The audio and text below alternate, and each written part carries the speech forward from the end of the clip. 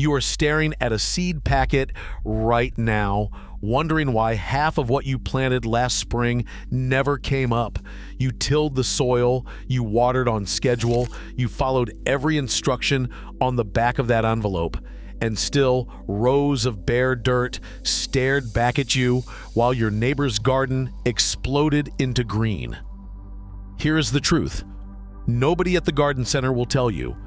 For $3 worth of supplies you already have in your kitchen, you can make almost any seed germinate in half the time, sometimes less. The Amish families I spent time with near Millersburg, Ohio, have been doing this for over 150 years, and they do not lose seeds, they do not replant, they do not guess. I am going to walk you through the exact method, the same one I watched an old man named Daniel use on his kitchen table one February afternoon in 2019. And before we finish, I will share the single technique he saved for last, the one documented in a Pennsylvania farming journal from 1884 that almost nobody alive today has read. This works whether you have 40 acres or a raised bed on your back porch. The first time I walked into Daniel's farmhouse, I was expecting a lecture. I was expecting complicated charts. What I found instead was a small chipped mug, a strip of cotton cloth, and a shallow bowl of warm water sitting next to the wood stove. That was it. That was the entire operation. I spent 40 years doing it the other way. I ripped open seed packets, shoved them into cold dirt, and prayed. Some years I got lucky, most years I did not. I blamed the weather, I blamed the soil, I blamed the seed company. It never once occurred to me that the problem started before the seed ever touched the ground. Here is what Daniel explained to me while his wife poured coffee. A seed is not a dead thing waiting to wake up. A seed is alive, but it is locked. Every seed has a coating, a shell, a chemical barrier designed by nature to keep it from sprouting at the wrong time. In the wild, that coating gets worn down slowly by rain, by freeze and thaw, by the acids in the soil, by the digestive tracts of animals. It can take weeks, sometimes months, sometimes a full year. When you plant that seed straight from the packet, you are asking it to break through that barrier using only the moisture in your garden bed. And if the soil dries out even once during that window, the seed aborts. It shuts down. It rots. And you get nothing. The commercial seed industry knows this. They know the average germination rate on a home garden is somewhere between 40 and 60%. They sell you extra seeds to make up for it. They sell you starter trays, they sell you grow lights and heat mats and fertilizer pellets. A $3 problem turned into a $300 industry, and the solution was sitting in Daniel's kitchen the whole time. The method is called pre-germination, or what the old Pennsylvania Dutch farmers used to call priming. You wake the seed up before you ever put it in the ground. You break the coating using nothing but warm water, a damp cloth, and about 12 to 24 hours of patience. Here is exactly how it works. You take a small bowl, you fill it with water that is warm to the touch but not hot, somewhere around 90 degrees Fahrenheit, about the temperature of a baby's bath. You drop your seeds in. For tomatoes, peppers, beans, peas, squash, cucumbers, melons, corn, most flowers, this is the starting point. You let them sit for anywhere between 8 and 24 hours, depending on the seed size. Beans and peas need the longer soak. Tomatoes and peppers only need about 8. While they soak, something remarkable is happening. The water penetrates that hard outer shell. The enzymes inside the seed wake up. The embryo begins to swell. The seed goes from dormant to active without ever leaving that little mug on your counter. But soaking alone is not enough. This is where almost every internet article gets it wrong. After the soak, you move the seeds onto a damp cotton cloth, fold it over them, Slide the whole thing into a plastic bag or a container with the lid cracked and keep it somewhere warm. On top of the refrigerator works. Near a wood stove works better. The seeds will sprout tiny white tails within 24 to 72 hours for most varieties. Some, like radishes and lettuce, will pop in 12. Once you see that tail, you plant gently, tail pointing down, covered with the depth specified on the packet. And because the seed is already active, it does not have to fight through the soil barrier. It simply continues what it already started. Germination in the ground happens in 2 to 4 days instead of 2 to 4 weeks. Now, here is where things get uncomfortable. Penn State Extension ran a study documented in their 2011 Vegetable Production Guide that confirmed priming can accelerate germination by up to 70% and increase total germination rates by as much as 35%. Cornell did similar work, Ohio State too. The data has been sitting in university archives for decades. But you will not find this on the back of a single seed packet sold at a big box store. You will not find it in the glossy catalogs that arrive every January. Someone benefited from you not knowing this. Someone still does. Every time you buy an extra packet of seeds because half of last year's did not come up, that is revenue. That depends on your ignorance. Every heat mat, every seed starting kit, every plastic dome is a product sold to solve a problem that a wet cotton cloth solved for free in 1850. The Amish figured this out the same way they figured out everything else. They did not have money for replacement seeds. They did not have money for fancy equipment. They had generations of grandmothers and grandfathers who wrote down what worked and passed it to the next family. A failed crop was not an inconvenience. It was hunger. So they got very, very good at making sure every seed counted. Now, if you already own a house and a garden plot and you are thinking this only applies to people with fancy greenhouses, stay with me, because this next part is specifically for you. You do not need a single piece of new equipment. You do not need a heated propagation chamber.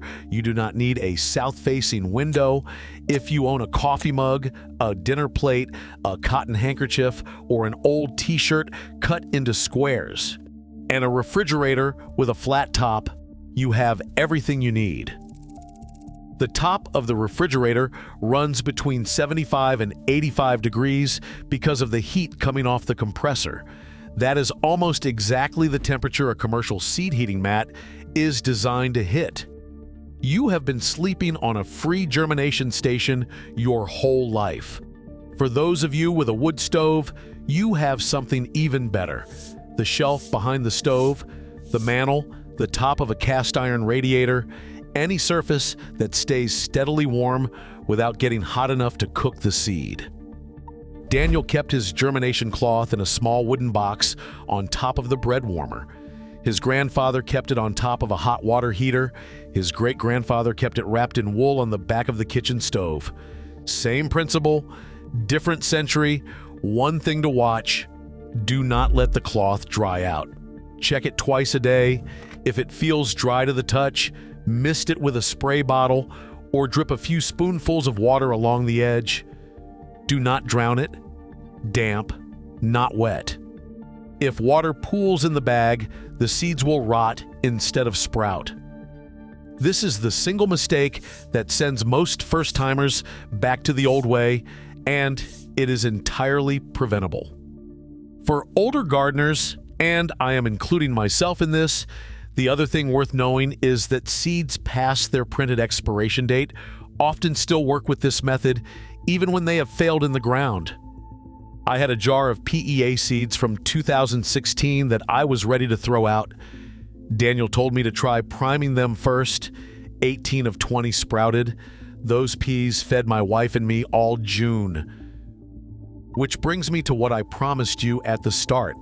The one technique Daniel saved for last.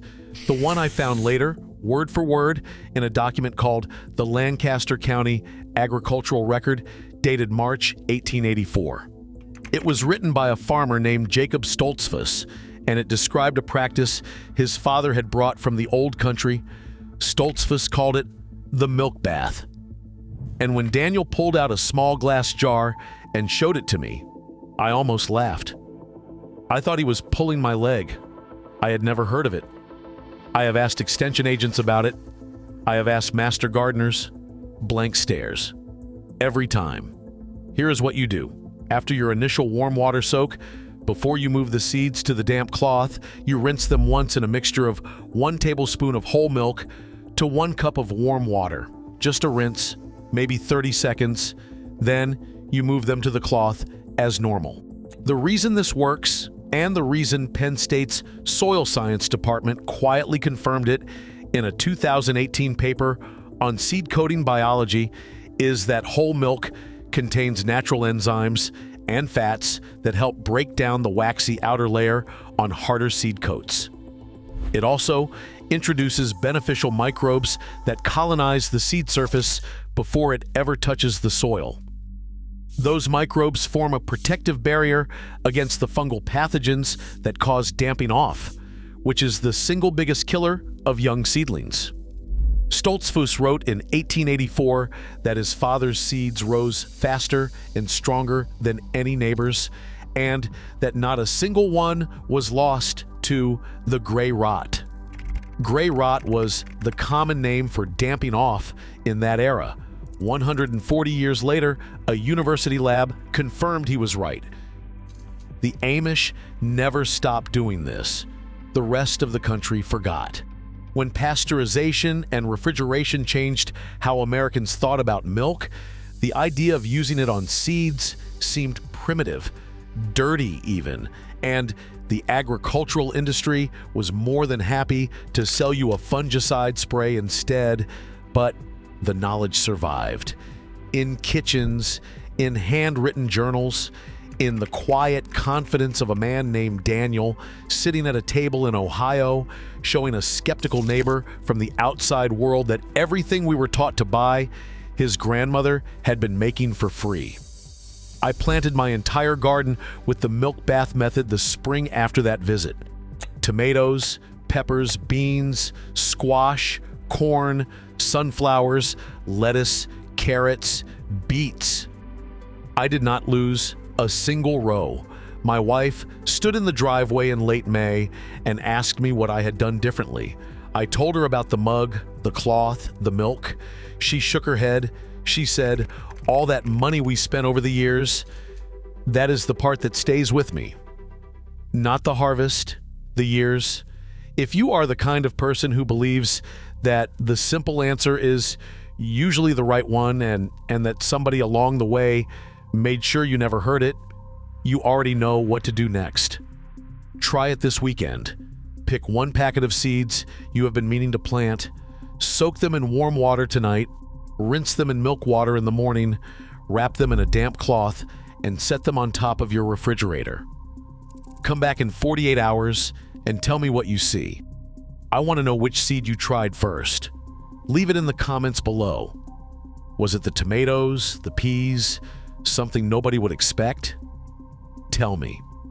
I read every single one, and so do the folks who have been following this channel long enough to know these techniques are not theory, they are practice.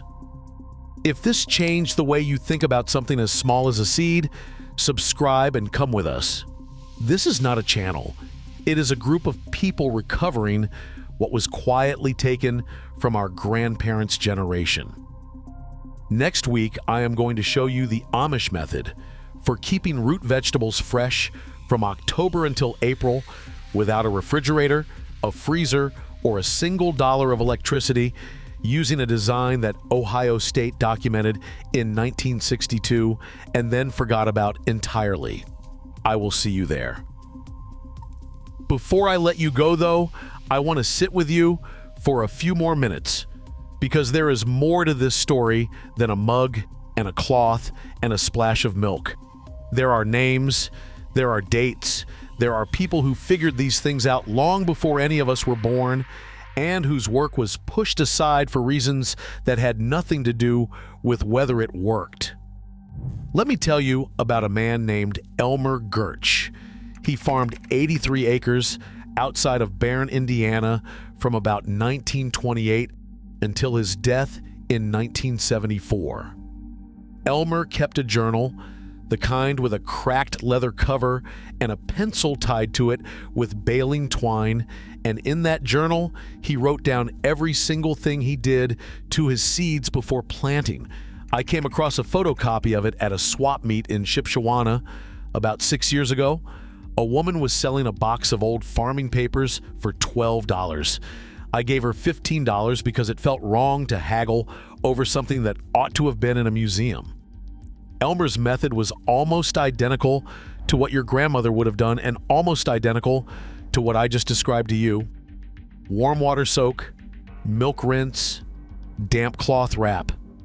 He was doing it in 1931 during the worst of the Dust Bowl years, when seed was precious and nobody could afford to plant a row that would not come up. His germination rates, written in that slanted pencil script, hovered between 91 and 97% across every crop he tracked. Corn, beans, squash, cucumbers, melons, even carrots, which anybody who has tried to grow them knows can be absolute misery to germinate. Germination was a challenge then, 91 to 97%. Compare that to the 30 to 50% most home gardeners get today from packets they bought at a big box store, and you start to understand why I get quiet when I think about what has been lost. Elmer was not alone. There was a woman named Martha Ruth Yoder who lived near Kelowna, Iowa, and who taught a seed preparation class at her church every February from 1949 until 1981. 32 years. She taught hundreds of women, and every single one of them walked out of that basement fellowship hall knowing how to coax life out of a seed that a lot of modern gardeners would have thrown in the compost pile.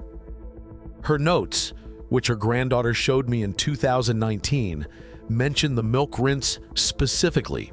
She called it the sweetening. She said it told the seed it was welcome. That phrase stopped me cold when I read it. It told the seed it was welcome. There is a whole philosophy in those 7 words that I do not think we have language for anymore. Now, I want to be fair here because I know somebody is going to say, well, that is just folklore. That is just grandmother stories. Where is the science? The science is there. You just have to know where to look because it is not going to be on the front page of any gardening website that is paid to sell you products. In 1954, researchers at Cornell University published a paper in the journal Plant Physiology on the role of lactic acid bacteria in seed coat permeability. They found that brief exposure to dilute solutions containing lactobacillus, which is exactly what you get in raw or minimally processed milk, increased water uptake in hard-coated seeds by a factor of between 2.4 and 3.1. That means the seed drinks in 2 to 3 times as much water in the same amount of time, which means it wakes up faster, which means it germinates faster, which means it gets a head start against every fungus and rot organism in the soil that is waiting to take it apart. 1954, Cornell University, peer-reviewed, published, and then, for reasons I cannot fully explain, largely ignored by the commercial seed industry, which spent the next several decades developing expensive chemical coatings and primers that did roughly the same job for roughly 100 times the cost. I am not a conspiracy-minded person. I want to say that clearly. I do not think there is a smoky room somewhere where men in suits decided to hide the milk trick from American gardeners. But I do think that when something is free and something else costs money, the thing that costs money gets the marketing budget. And Over enough decades, the thing with the marketing budget becomes what people think of as normal, and the free thing becomes what people think of as superstition. That is not a conspiracy. That is just economics. But the result is the same. Your grandmother knew something that worked, and you did not, and the gap between those two facts is where a lot of money has been made. Let me give you another example. The warm water soak. I told you to use water at about 110 degrees Fahrenheit and to let the seeds sit for 6 to 8 hours. There is a reason for that specific temperature, and it is not something I made up. In 1967, the United States Department of Agriculture, out of their research station in Beltsville, Maryland, ran a study on optimal pre-soak temperatures for 37 varieties of common garden vegetables.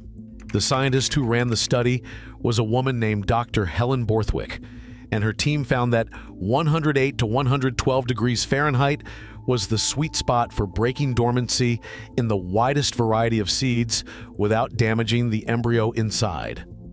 Below 105, the effect was marginal. Above 115, you started cooking the seed and germination rates dropped off a cliff.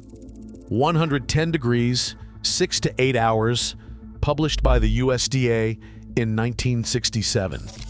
Sitting in a government archive that anybody with an internet connection can access, and yet I bet you have never heard that temperature mentioned on a single gardening show in your life. I certainly had not, until a retired extension agent named Walter Klein mentioned it to me in passing at a farm auction in Freeman, South Dakota in the fall of 2017. Walter is 84 years old, sharp as a tack, and he told me that when he started his career in 1961, every county extension office in the Midwest taught the warm water soak as standard practice. By the time he retired in 2003, he said nobody was teaching it anymore. It had just quietly fallen out of the curriculum, replaced by advice to buy pre-treated seed or to use commercial germination mats with thermostats that cost $150. A coffee mug of warm water does the same job. It did the same job for Walter's father, who homesteaded in South Dakota in the 1920s. It did the same job for Elmer Gertsch in Indiana. It did the same job for Martha Ruth Yoder in Iowa. And it did the same job for my neighbor down the road when I finally convinced her to try it this past spring. Now, the cloth. Let us talk about the cloth for a minute, because this is the part that people argue with me about most often. They say, why does the cloth matter? Cannot I just use a paper towel? Cannot I just use a plastic bag? You can. It will work, sort of. But it will not work as well. And here is why: cotton cloth, specifically unbleached cotton muslin of the kind your grandmother used for pie crusts and straining milk, has a weave structure that holds moisture in a very particular way. It wicks. It breathes. It stays damp for 12 to 18 hours without going soggy, and it allows the small amount of air exchange that a germinating seed actually needs. A paper towel gets soggy fast, then dries out fast, and in the space between those two states, your seed experiences stress that can delay or prevent germination entirely. A plastic bag holds moisture, yes, but it holds it too well. No air. The seed starts to rot before it starts to root. I have seen it happen 100 times. An old cotton flour sack, or a piece of cut-up bed sheet, or a clean handkerchief from the back of a drawer will cost you absolutely nothing and will outperform every specialty product on the market. The sensory test is simple. Put the cloth on your wrist. It should feel cool and damp, like the skin of a ripe peach that has been sitting on the counter. If it feels wet, it is too wet. If it feels dry, it is too dry. Your grandmother knew this by feel. You will learn it by feel too within a week or two of trying. And the top of the refrigerator, I mentioned it almost in passing earlier, but I want to come back to it because the top of the refrigerator is doing something specific that matters. A standard refrigerator, the kind most of us have in our kitchens, radiates heat from its compressor coils upward.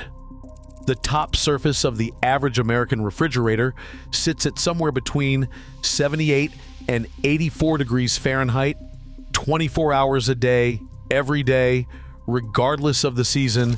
That is almost exactly the ideal germination temperature for the vast majority of common garden vegetables. Tomatoes want 80, peppers want 85, cucumbers want 80, squash wants 82.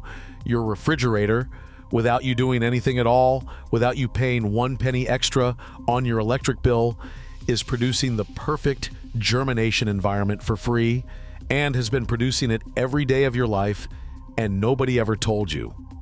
My wife's grandmother, Hazel, who was born in 1911 and lived to be 97, germinated every seed she ever planted on top of her General Electric refrigerator. She told me once, back when I was young and thought I knew better, that the refrigerator was the warmest spot in the house that was not the stove, and the stove was too hot and too busy. The refrigerator was just right, and it never turned off, and it never forgot to be warm. She said those last words like she was describing a friend. It never forgot to be warm. She lived through the Depression. She raised 6 children on 11 acres. She fed her family out of a garden that would put most small farms to shame, and she did it with seeds she saved herself, germinated on top of a refrigerator wrapped in cloth that had been her mother's before her. When she died in 2008, her daughter found a tin in the pantry with 43 envelopes of seed, each one labeled in Hazel's handwriting with the year she had saved it. Some of those envelopes went back to 1978, 30 years of saved seed, still viable, still ready to grow because she knew how to treat them. That is what we are trying to recover. Not a trick, not a hack, a relationship, a way of knowing things that you cannot learn from a label on the back of a seed packet. So when you try this weekend with your warm water and your milk rinse and your cotton cloth and your refrigerator top, I want you to do one more thing. I want you to think about whose hands were doing this before yours, because somebody's were.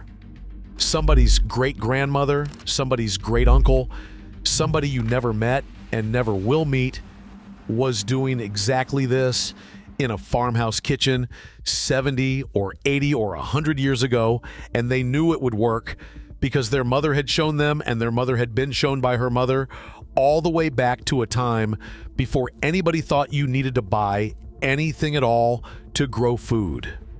You are not learning a new thing, you are remembering an old one. And the seed in your hand, the one you are about to soak tonight, has been waiting for somebody to remember.